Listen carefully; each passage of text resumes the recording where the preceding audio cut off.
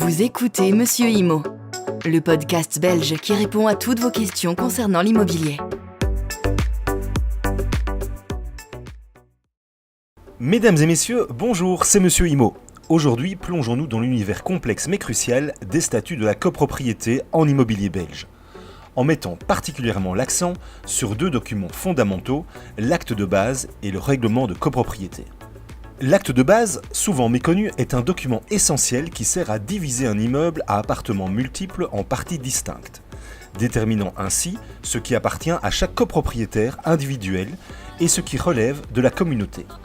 Il décrit minutieusement l'immeuble en distinguant clairement les parties, communes et privées, prévenant ainsi tout futur litige, comme celui lié à l'entretien d'un jardin au rez-de-chaussée. Par exemple, il clarifie la propriété d'une zone verte. Est-elle attribuée à un copropriétaire spécifique ou considérée comme une partie commune, accessible à tous les copropriétaires, avec des décisions d'entretien prises collectivement. De plus, l'acte de base alloue des quotités dans les parties communes à chaque partie privative de l'immeuble, basées sur la valeur de chaque lot.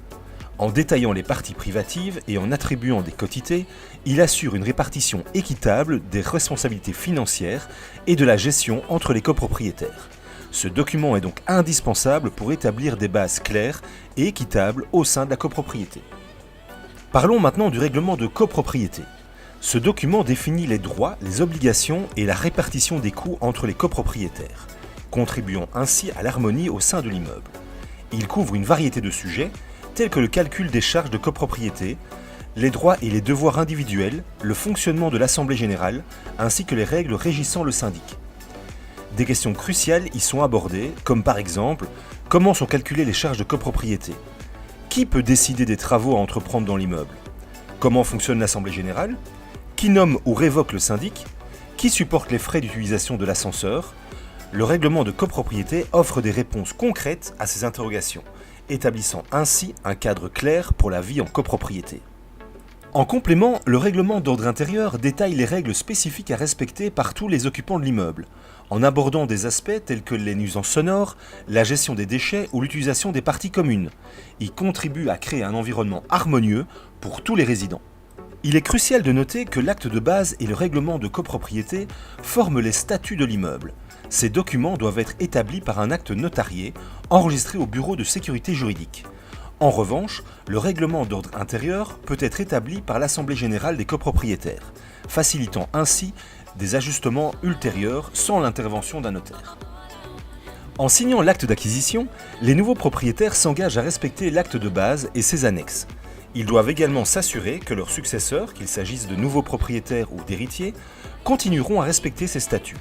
Les locataires, de leur côté, sont également tenus de respecter les conditions de l'acte de base et du règlement de copropriété selon les termes de leur contrat de bail.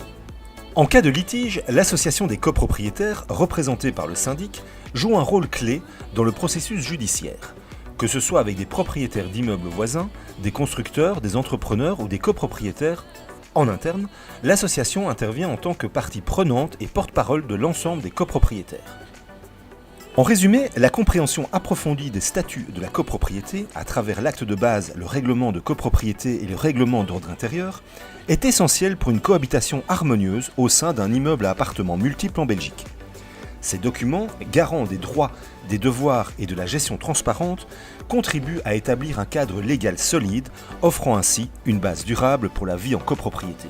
Je vous remercie pour votre attention et reste à votre disposition pour toute question que vous pourriez avoir sur l'immobilier en Belgique. N'oubliez pas également de vous abonner et d'activer les notifications sur les différentes plateformes. Le contenu vous a plu? Abonnez-vous et retrouvez encore plus de contenu sur www.monsieurimo.be.